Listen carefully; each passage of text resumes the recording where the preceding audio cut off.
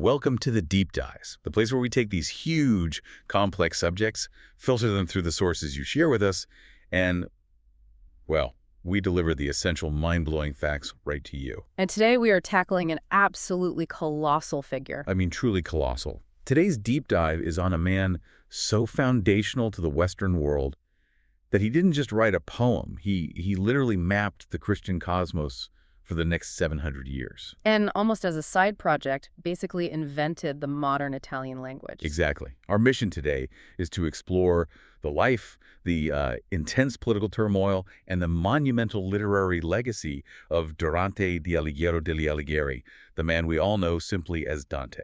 It's a massive subject, and what the sources just consistently hammer home is that Dante wasn't just, a great poet. He was an existential figure. He was operating right at the razor's edge of the late Middle Ages. That pivot point. That exact pivot point where the big universal ideas of the medieval world started to crack open and, you start to see the seeds of the Renaissance.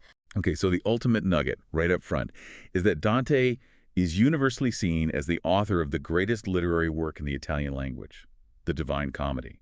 Without a doubt. And because of that single work and his very deliberate linguistic choices, he's credited as the father of modern Italian. Mm-hmm. That's not just poetry. That's an act of cultural warfare that shaped an entire nation. It was so conscious, a revolutionary act. You have to ground him in his time. He lived from 1265 to 1321. So think about the intellectual world back then. Right. If you were a scholar or a theologian, anyone writing something serious, something you wanted to last, you wrote in Latin. Of course, Latin was the language of power. It was the intellectual currency, the universal language for the church, for the courts, for anyone learned. And Dante makes this profound choice to break with all of that. He chooses to write his masterpiece in the vernacular. The language of the people, in his case, the Tuscan dialect. Exactly. But hold on, didn't other local poets use the vernacular? I mean, what made Dante's choice so radical that it set a new standard instead of just being, a regional thing? That's a great question because the sources show he wasn't just using Tuscan, he was elevating it. He was synthesizing it. Most earlier vernacular poetry was, it was for love songs, courtly romances, later stuff. So not for, say, mapping the 9 circles of hell. Precisely. Dante basically said, no, this language, the language I speak, the language the merchants speak, is good enough for the loftiest, most serious topics imaginable. Theology, philosophy, the very structure of eternity. He's giving it legitimacy. He's forcing the world to respect it by applying the rigor of Latin philosophy and poetics to the common tongue. He created the standard that, Petrarch and Boccaccio, the other two of the Tre Corone, the 3 crowns of Italian literature, would then follow. So we're looking at a language architect who at the same time is defining the spiritual cosmos of the West. The big question we're facing in this deep dive is, what kind of relentless political pressure, what immense personal betrayal, and what spiritual fire had to consume this man to create something like that? It's an incredible story. Let's unpack it. We have to start with his roots, in the crucible that was Florence. So his full name was Dante Alighieri. Dante is just a nickname, a hypocorism. A shortened version. Right. And he was born around May 1265 in Florence. We don't have a birth certificate, but Dante gave us the biggest clue himself. And it's one of the most famous opening lines in all of literature. Exactly, the very first lines of the Inferno. He writes, Nel mezzo del cammin di nostra vita. Midway upon the journey of our life. Right. And if the biblical lifespan was 70 years, then midway is 35. So if his journey takes place in the Jubilee year of 1300, you just count back 35 years. And you land squarely in 1265. It's just fascinating that his own timeline hinges on a single self-referential line in his own epic. It says so much about how central the comedy was to his entire view of reality. It was everything. And for a little more detail, the sources point out that some verses in the Paradiso suggest he was born under the sign of Gemini.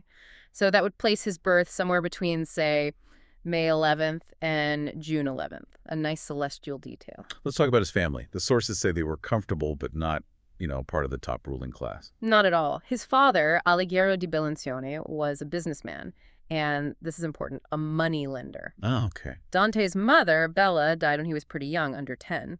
His father then had a relationship with another woman, Lapa, and Dante had a half-brother and a half-sister from that union. But even though his family's money came from, business and finance, Dante himself had a much grander vision of his ancestry. Oh, absolutely. This is key to his aristocratic self-image.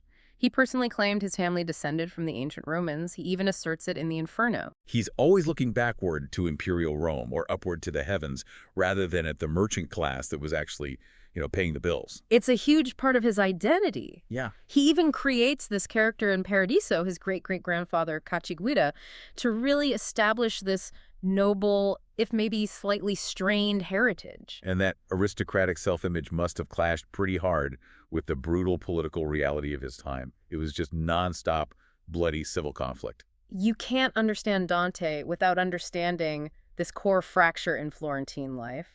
The Guelphs versus the Ghibellines. Okay, so break that down for us. This was the defining political fault line. It was, and it wasn't just a simple two-party system. This was like a cosmic struggle between two different ideas of authority.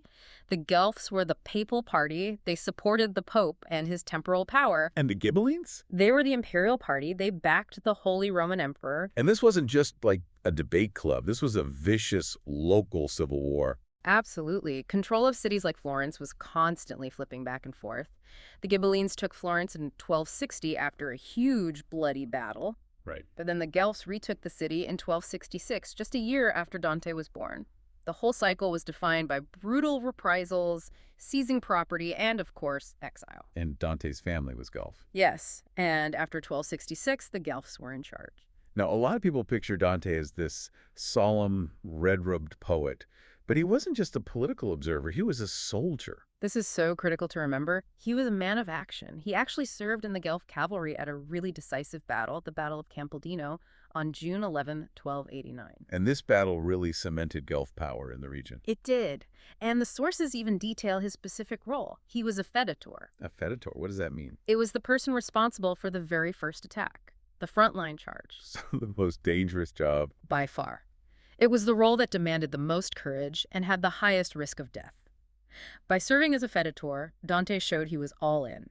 He was willing to put his body on the line for the cause. And that same fire, that willingness to lead the charge, is exactly what you see in his writing later. This victory at Campaldino actually led to some constitutional changes in Florence, right? Mm-hmm. It opened the door for merchants and artisans to get into politics. Yes, but there was a catch.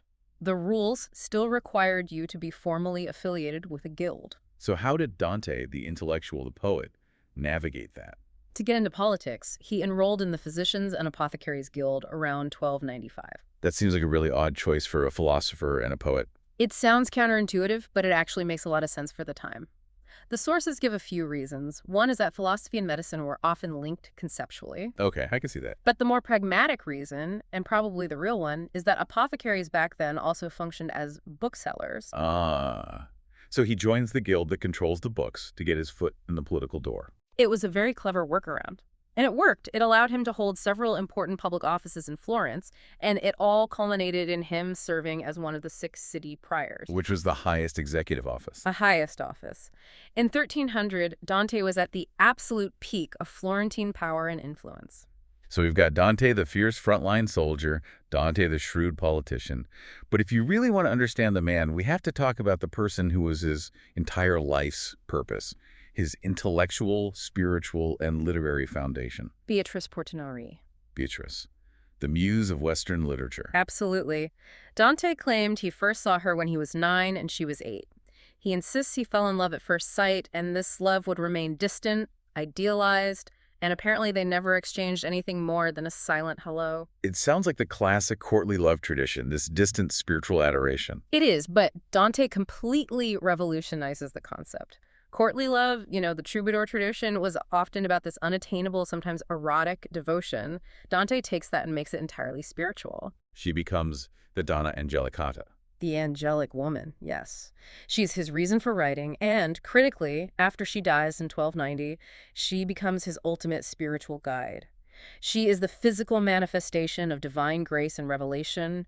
She's the one who leads him through heaven in Paradiso. And it's so important to set this profound spiritual idealization of Beatrice against the practical reality of his actual life. Oh, absolutely. You have to remember, 13th century Florence ran on contracts.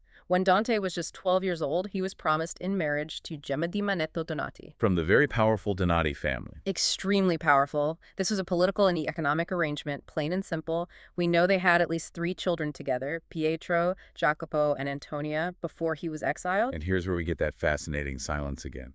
Dante, whose work is so intensely personal, so autobiographical, never once mentions Gemma in his poems. It's a shocking omission, really. He talks about her family members. He even places her sister, Piccarda, in paradise. But Gemma herself, she's invisible. Which just highlights this stark division in his mind, right? The idealized spiritual love for Beatrice was the subject of his art. And the domestic earthly reality with Gemma was not. She was the mother of his children, she ran his household, but she had no role in the cosmic drama he was creating. So Beatrice's death in 1290 must have been a profound crisis for him. It seems to have pushed him into this period of deep scholarship. It did. He sought refuge in literature first. He famously dove into Latin philosophical works like Boethius's Consolation of Philosophy and Cicero's On Friendship. So he's using these texts for solace, for intellectual structure, in the face of this immense grief. Exactly. But it wasn't just grief counseling through books. It developed into a period of formal, very serious study. Right. He starts attending religious schools. Precisely. He dedicates himself to rigorous philosophical studies, immersing himself in the big theological debates of the time. And those debates were really defined by the intellectual giants of the age, St. Thomas Aquinas and St. Bonaventure. Yes, and he engages with both. He studies the doctrines of Aquinas, the Dominican, who's all about rational order, scholastic structure, synthesizing Aristotle with Christianity. The logical path. The logical path. And he also studies St. Bonaventure, the Franciscan mystic, who championed the more intuitive, non-rational path to God. And that tension between rational order and mystical illumination is absolutely fundamental to the structure of the Divine Comedy. You can see it as he moves from the ordered, logical hell of the Inferno to the pure light of the Paradiso. Exactly, from rational justice to mystical union. And all this intense learning leads him to create a new aesthetic movement in Italian poetry, the dolce stil nuovo. A sweet new style. He becomes the undisputable leader of this group, which included his good friend Guido Cavalcanti and his mentor Brunetto Latini. So what made it sweet and new? The sweetness came from the musicality, the purity of the language. It avoided the harsh sounds of earlier poetry. The newness came from its philosophical depth. The Stil Novo poets believed that true spiritual love could only be understood by a noble soul, a core Gentile. And that love was a path to salvation. A path toward higher understanding and salvation, yes. And he felt a deep debt to his mentor, Brunetto Latini, who he said taught him how to make himself eternal. He did, and it's so interesting where he places Latini in the comedy. He's in Circle of Hell for homosexuals, but Dante treats him with such profound respect and affection. Right, in Inferno XV. Yes. He acknowledges his huge intellectual influence, even while condemning his sin, according to the theology of the time. It just speaks to the complex moral calculus that defined Dante's worldview. So by the turn of the 14th century, Dante is at the top of his game. He's politically active, he's intellectually rigorous, he's leading a new literary movement, he's on this inevitable path to greatness. He is. And then fate, in the form of Florentine politics, completely destroys his life. The stability in Florence was a complete illusion. After the Guelphs finally beat the Ghibellines, the winners immediately did what winners do. They started fighting among themselves. Exactly. They split into 2 new factions, the White Guelphs and the Black Guelphs. And this was the powder keg that just blew up Dante's entire world. It was. And Dante was a White Guelph. So what was the core difference? What led to this deadly split? It all came down to the Pope. It was a division over the extent of papal power. The White Guelphs, Dante's party, were fiercely Republican. They wanted a sovereign Florence, free from the political influence of Rome and Pope Boniface VIII. Okay. And the Black Guelph? They were the opposite. They fully aligned with the papal interests. They saw the Pope as the rightful temporal authority over Florence.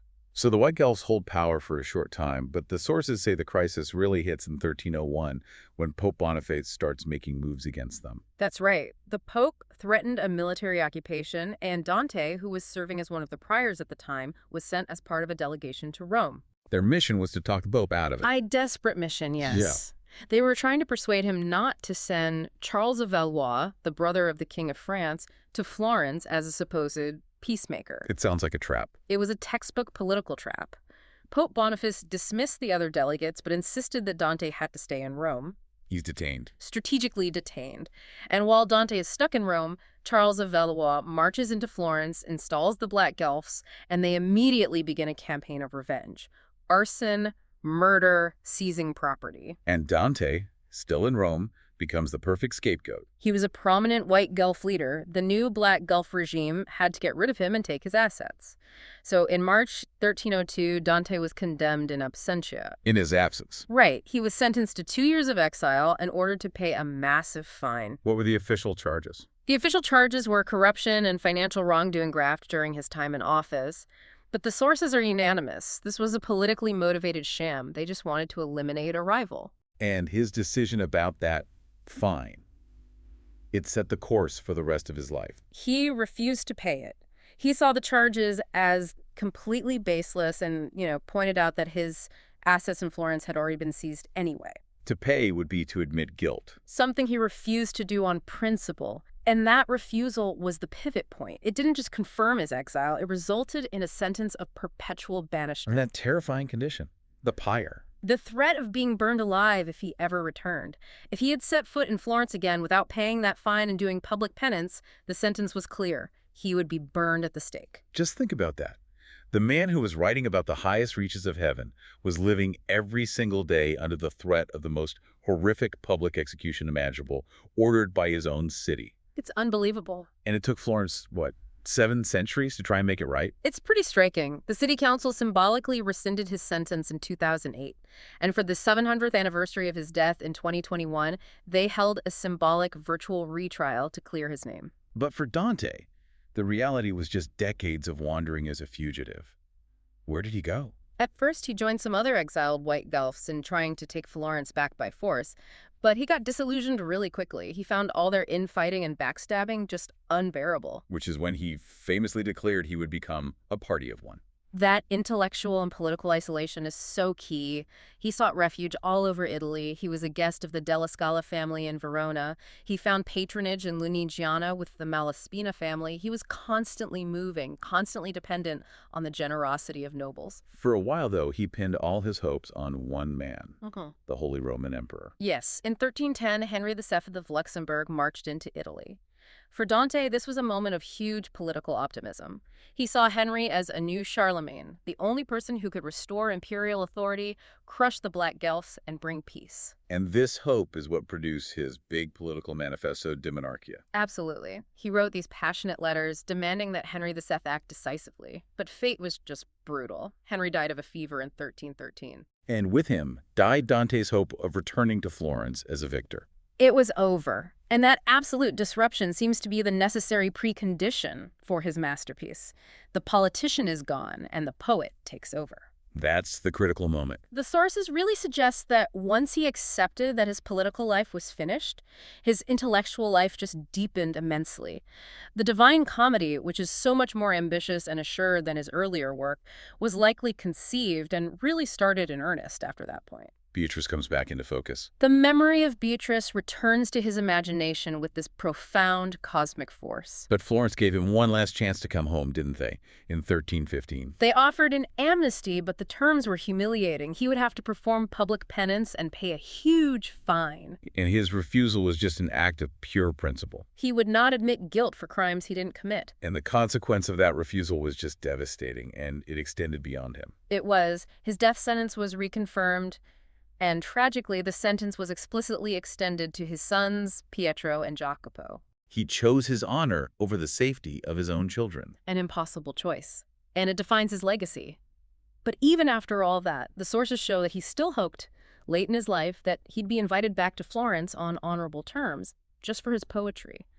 He never gave up that dream of vindication. So Dante's exile, as horrible as it was for him personally, was absolutely essential for his greatest works. Once he accepted that the pen was his only weapon left, he really went to work. And that meant, first, defining the language itself. This is where he really becomes the father of the Italian language. His decision to write the comedy in the vernacular wasn't just, a stylistic choice. It was deeply intellectual and deliberate. And he wasn't just using the Tuscan dialect as it was. He was building something bigger, something national. He was synthesizing it. He used Tuscan as the backbone, sure, but he pulled in elements from Latin, from Provençal, from other regional dialects. He was forging a new literary language that he called Italian. Yeah, and his goal was radical. Incredibly radical. He wanted a broad readership across the entire peninsula, not just scholars, but the lay public, clergy, nobility. He wanted to prove that this common tongue could carry the weight of the most serious philosophical and theological ideas. So he's basically creating a blueprint for a standardized national language, centuries before Italy was even a unified country. Exactly. And he didn't just do it, he defended it academically. In Latin, no less. His treatise, De Vulgari Eloquentia on eloquence in the vernacular, is one of the first scholarly works ever to champion the vernacular. He's arguing it's a living, breathing language superior to the static historical Latin. Yes, and you can see him laying the groundwork for this in his earlier works too, like La Vita Nuova and Convivio. Right, those were also written in the vernacular. Not just the poetry, but the prose commentary. He was using vernacular prose to make philosophy accessible to people who couldn't read Latin. He was setting the stage for the massive intellectual accessibility of the Divine Comedy. Okay, let's pivot to his dense political philosophy, which he strategically wrote in Latin to make sure the learned classes took it seriously. Monarchia. Monarchia is the definitive summary of Dante's political thought. It's written during that period of intense hope around Emperor Henry VII, and its central idea is just explosive. The necessity of a universal, secular monarchy to ensure world peace. Yes. And you have to understand why he thought that was necessary.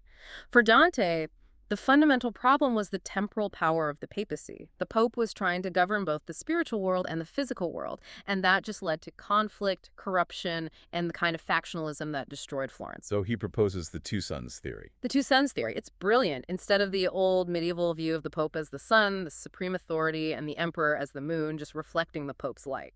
Dante argues for two independent equal sons. Exactly. The Pope is ordained by God to guide humanity to eternal life. Spiritual matters. The Emperor is ordained by God to guide humanity to peace and happiness on earth. Secular matters. So this is basically a direct assault on the Pope's political power base. A total assault. He's arguing the Pope has no right to interfere in secular politics. And the consequences were immediate and severe. The book was considered so heretical, so dangerous, that after Dante died, a papal legate had copies of Monarchia publicly condemned and burned. Wow. A book so powerful the church felt it had to physically destroy it, even after the author was dead. That tells you everything you need to know about his political audacity. Okay, so let's move to the undisputed giant, the work that secured his legacy forever. The Divine Comedy. It's one of the great masterpieces of all time. We should probably note that he just called it Commedia. The divine part was added later by Boccaccio, and it stuck. The structural innovation alone is just genius, especially his use of terza rima. He's credited with inventing terza rima. That's the interlocking three-line rhyme scheme, ABA, BCB, CDC, and so on. It creates this rhythm that just drives the poem forward relentlessly. It's beautiful. And that structure is deeply symbolic. Oh, completely. The number 3 is everywhere, as a direct reference to the Holy Trinity. 3 main sections, or canticles. Each one has 33 cantos. Plus an introductory one, to make a perfect 100. And it's all written in 3-line stanzas. He's imposing this divine mathematical order onto the entire universe he's describing. The story itself is a pilgrimage, right? Through hell, purgatory, and paradise, with 2 different guides. The journey starts on Good Friday, 1300. Dante the Pilgrim is first guided through Inferno and Purgatorio by the Roman poet Virgil, who represents human reason and philosophy. Exactly, and once human reason has gone as far as it can go to the top of the earthly paradise, Virgil vanishes and Beatrice takes over. And Beatrice represents divine love, revelation, the leap of faith. Yes. It's this stunning literary admission that, your intellect can define sin and understand repentance, but only faith and grace, embodied by Beatrice, can give you that final vision of God. Let's get into the character of each section, starting with the most famous one, Inferno. Inferno is all about order and justice. It's 9 circles of hell, all organized according to Aristotelian and Thomas definitions of sin. You move from the minor sins of incontinence, like lust and gluttony, down to the cold, deliberate sins of fraud and treachery. Which are sins of the intellect. Which is why they're the worst. It's a statement about divine justice and the permanent consequences of your choices. And Purgatorio. It's often overlooked, but the sources say it might be the most lyrical part. Purgatorio is the realm of hope. It's not eternal like hell. It's a mountain where penitent souls are actively cleansing themselves of the 7 deadly sins. Time matters there. The souls are ascending, reflecting, praying. And it's considered more lyrical because Dante spends a lot of time with other poets and artists, reflecting on the beauty of the human spirit as it moves toward grace. Finally, the most challenging section, Paradiso. Pure theology and mysticism. Paradiso is the most abstract and difficult part, for sure. The constant challenge for Dante is how to even describe the divine. He moves through the 9 celestial spheres, and the souls he meets explain these complex doctrines, and it all culminates in the vision of God as a point of blinding light. So he has to use analogies and metaphors to try and express the inexpressible. Exactly. He's pushing human language to its absolute limit. Which brings us back to the title. Why call a poem that details the eternal torments of hell a comedy? In the classical sense, a comedy was just a story that starts in confusion or distress and ends on a positive note. Dante even explained it himself. The poem begins with him lost in a dark wood in a state of moral confusion, and it ends with the ultimate good, the beatific vision of God. So the whole journey from despair to salvation is the comedy. It's the exemplary expression of it. And this architecture of the afterlife he created has had an unimaginable influence. It's defining. Dante gave the West its definitive iconography for hell, purgatory, and heaven. His structured hell, his recognizable sinners. It influenced everything from art and sculpture to later writers like Chaucer, Milton, T.S. Eliot. They all stand on the foundation of the cosmic map that Dante drew. So Dante lives out his final years as this honored guest, but forever in exile from Florence, the city he both loved and hated. Where did he finally settle? He found a safe harbor in Ravenna. He was invited there in 1318 by its prince, Guido II da Polenta. He was finally safe, at least from the immediate threat of Florentine assassins. And he died there, far from home. He did. He died in Ravenna on September 14th, 1321. He was 56. The cause of death was quartan malaria, which he caught coming back from a diplomatic mission to Venice. He was buried with full honors in Ravenna. But the drama didn't end with his death. The fight over his bones is one of the most incredible post-mortem sagas in literary history, and it's all fueled by that explosive book, Monarchia. The hatred he generated was just eternal. Just 8 years after he died, in 1329, Cardinal Bertrand du Pouget, the same papal legate who burned Monarchia, tried to have Dante's remains dug up and burned at the stake as a heretic. Even in death, he wanted to carry out the sentence of the pyre. An incredible act of revenge. It was only stopped by the intervention of some powerful local allies.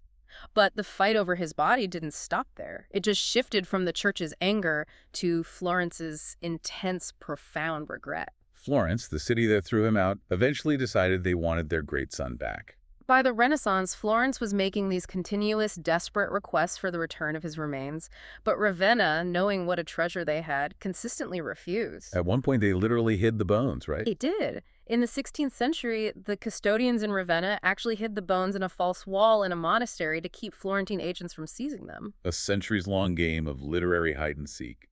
Florence finally had to give up. They did. In 1829, Florence built this magnificent but empty tomb for him in the Basilica of Santa Croce, where Michelangelo and Galileo are buried. It's this permanent, powerful monument to the city's regret. And the inscription on that empty tomb is a quote from his own work. It reads, Honorate l'altissimo poeta, honor the most exalted poet. It's a direct quote from the 4th canto of the Inferno. The irony is just staggering.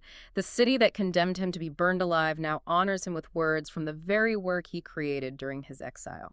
His status as a major icon really solidified in the 19th century. What drove that revival? The Romantic movement. They saw Dante as the ultimate lone genius, the persecuted individual who channeled all his political suffering into this cosmic poetry. Thomas Carlyle called him world deep, the spokesman of the Middle Ages. And then Longfellow's translations brought him to a mass English-speaking audience. And modern Italy has completely embraced him. Oh, absolutely. He's a national icon.